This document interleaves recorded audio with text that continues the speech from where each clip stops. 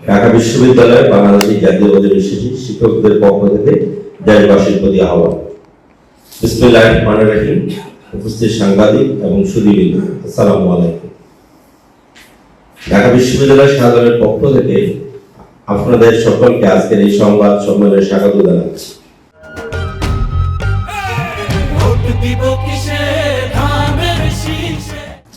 আমরা আজ এমন এক সন্ধিক্ষণে দাঁড়িয়ে আছি যখন বাংলাদেশের রাজনৈতিক ও অর্থনৈতিক গতিপথ নির্ধারণে সঠিক নেতৃত্ব নির্বাচন অপরিহার্য হয়ে পড়েছে।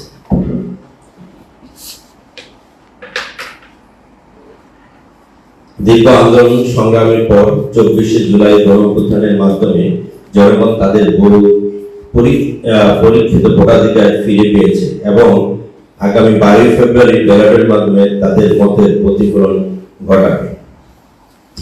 প্রিয় সাংবাদিকবৃন্দ, আমাদের লক্ষ্য উদ্দেশ্য হল একটি স্থিতিশীল, সমৃদ্ধ, গণতান্ত্রিক ও মর্যাদাপূর্ণ বাংলাদেশ বিনির্মাণে করা।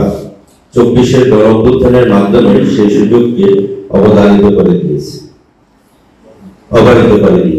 আমরা মনে করি রাষ্ট্র পরিচালনার দায়িত্ব এমন এক দলের হাতে থাকা উচিত যাদের অতীত রাষ্ট্র পরিচালনার অভিজ্ঞতা আছে এবং একটি দীর্ঘমেয়াদী ভবিষ্যৎ পরিকল্পনা রয়েছে। 2024 সালের গণঅভ্যুত্থান আমাদের স্মরণ করে দিয়েছে যে জনগণের ইচ্ছাকে উপেক্ষা করে কোন শাসন ব্যবস্থা টেকসই হতে পারে না।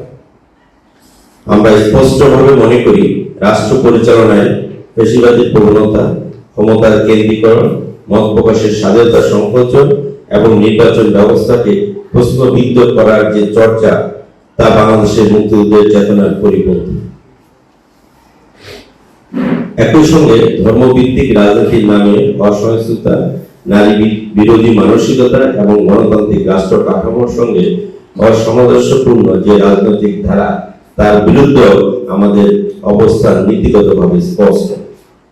আমরা বিশ্বাস করি দুটি প্রধান স্তম্ভ বাংলাদেশের মূল ভিত্তি: ৭১ মহান মুক্তিযোদ্ধা এবং 24শে জুলাই গণঅভ্যুত্থান। এই দুই ঐতিহাসিক ঘটনা প্রসূত চেতনার সম্মিলনী গড়ে উঠবে বৈষম্যহীন নতুন বাংলাদেশ। আমরা একটি উন্নয়ন দর্শনে বিশ্বাস করি, যে উন্নয়নে অর্থনৈতিক প্রবৃদ্ধির সঙ্গে ন্যায় বিচার ও কর্মসংস্থানের নিশ্চয়তা থাকবে। আমরা সেই রাজনৈতিক শক্তির পক্ষে দেশের অর্থনীতিকে টেকসই ও মজবুত করতে যাদের সুনির্দিষ্ট পরিকল্পনা রয়েছে। কেবল সাময়িক উন্নয়ন নয়, বরং দীর্ঘমেয়াদী অর্থনৈতিক মুক্তি আমাদের লক্ষ্য। বাংলাদেশের জনসংখ্যার অর্ধেকই নারী। দেশের উন্নয়ন প্রক্রিয়ায় নারীদের যথাযথ মূল্যায়ন, নিরাপত্তা এবং কর্মক্ষেত্রে তাদের সক্রিয় অংশগ্রহণ নিশ্চিত করা কেবল সামাজিক প্রয়োজন নয়, বরং অর্থনৈতিক অনিবার্যতায় পরিণত হয়েছে। আমরা সেই শক্তিকে সমর্থন করি যারা নারীদের পূর্ণ সম্মানের সাথে দেশ গড়ার কাজে সম্পৃক্ত করবে, তাদের কাজের জন্য নিরাপদ পরিবেশ ও সম্মানজনক ব্যবস্থা তৈরি করবে। বাংলাদেশের রাজনীতি হতে হবে বাংলাদেশকে কেন্দ্র করে, কোনো দেশি বা বিদেশি শক্তির ইচ্ছায় নয়, বরং জনগণের স্বার্থেই হবে রাষ্ট্রনীতির মূল চালিকা শক্তি। অর্থনীতি, পররাষ্ট্রনীতি কিংবা নিরাপত্তা কিংবা সংস্কৃতি, সব ক্ষেত্রেই সবাই আগে বাংলাদেশ, এই নীতি হওয়া উচিত আমাদের সম্মিলিত অঙ্গীকার। আমরা এমন একটি নেতৃত্বের আহ্বান জানাব যারা জাতীয় স্বার্থকে সবার উপরে রাখবে এবং বিশেষ কোনো দেশ বা শক্তির প্রতি নতজানু না হয় সমমর্যাদার ভিত্তিতে আন্তর্জাতিক সম্পর্ক বজায় রাখবে। এই প্রেক্ষাপটে আমরা লক্ষ্য করছি যে সাম্প্রতিক সময় বাংলাদেশের জাতীয়তাবাদী দল 31 দফা ভিত্তিক একটি সুসংগঠিত পরিকল্পনা জাতির সামনে উপস্থাপন করেছে, যা রাষ্ট্র ব্যবস্থার কাঠামোগত সংস্কার, নির্বাচন ব্যবস্থার বিশ্বাসযোগ্যতা, বিচার বিভাগের স্বাধীনতা এবং অর্থনৈতিক সচ্ছলতার প্রশ্নগুলো গুরুত্ব দিয়েছে। পাশাপাশি এই দলের চেয়ারম্যান জনাব তারেক রহমান কর্তৃক উপস্থাপিত আহ্বায়ক প্ল্যান শীর্ষক রাজনৈতিক রোডম্যাপটি ভবিষ্যৎ রাষ্ট্র পরিচালনার পরিকল্পিতভাবে দৃষ্টিভঙ্গির একটি দৃষ্টান্ত স্থাপন করেছে। তাই আমরা মনে করি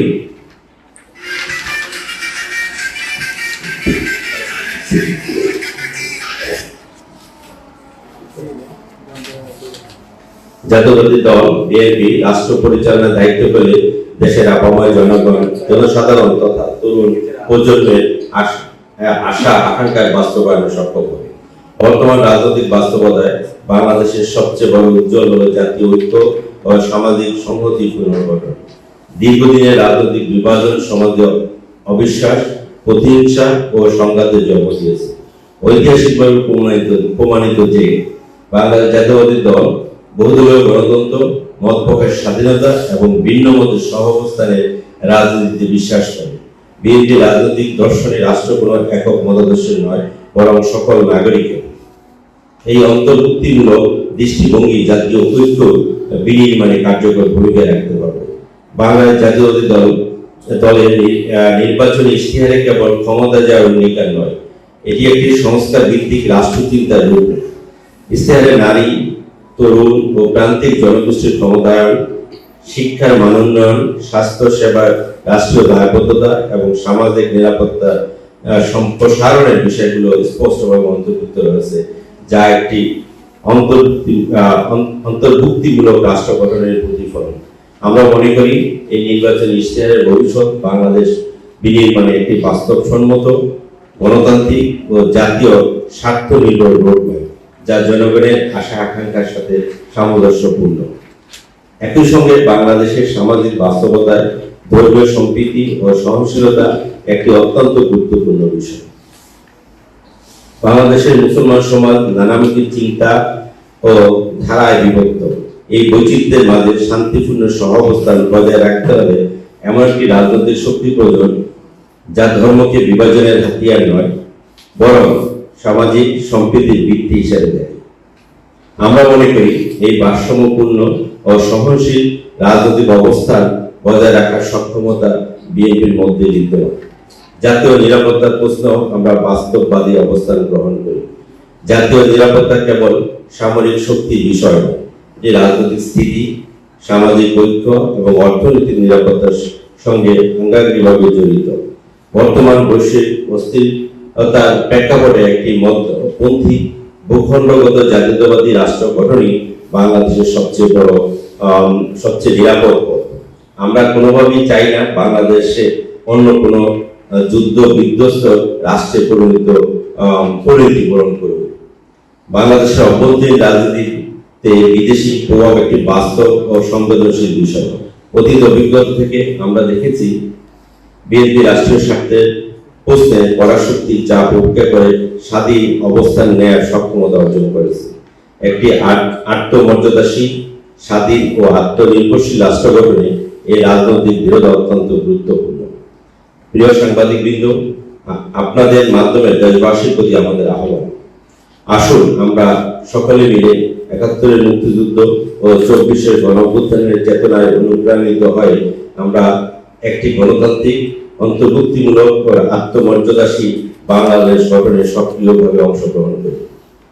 জাতীয় ঐক্য, ন্যায়ভিত্তিক উন্নয়ন, নারীর সম্মান ও জনগণের সার্বভৌমত্ব নিশ্চিত করতে অভিজ্ঞ, পরিকল্পনা ভিত্তিক ও জনগণ নির্ভর নেতৃত্ব নির্বাচন করি। গণতন্ত্র ও ভবিষ্যৎ বাংলাদেশের স্বার্থে সচেতন নাগরিক সিদ্ধান্তই পারে দেশকে সঠিক পথে এগিয়ে দিতে। বাংলাদেশের রাজনীতি হোক ভয়মুক্ত, মানবিক ও ভবিষ্যৎমুখী, এই প্রত্যাশা নিয়ে আমরা আমাদের বক্তব্য শেষ করছি। ধন্যবাদ। ঢাকা বিশ্ব